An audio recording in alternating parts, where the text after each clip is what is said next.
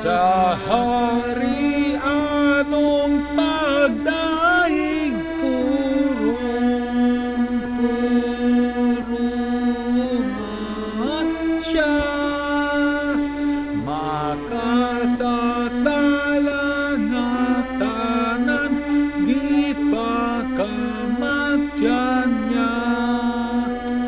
Daigumta siya sa grasya niya, purong-purungan ta.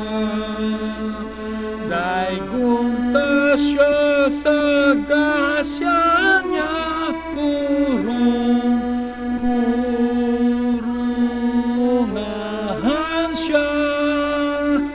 Tanang katawhan banay niining kalibutan,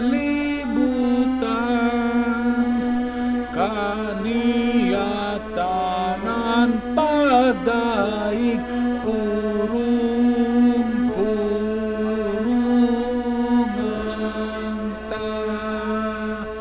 Kaniya tanang pagdaig, purong-purungan siya.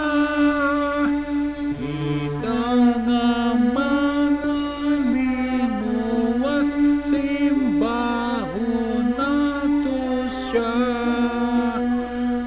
Usahon ang pag-ambahan, purong-purungan ta.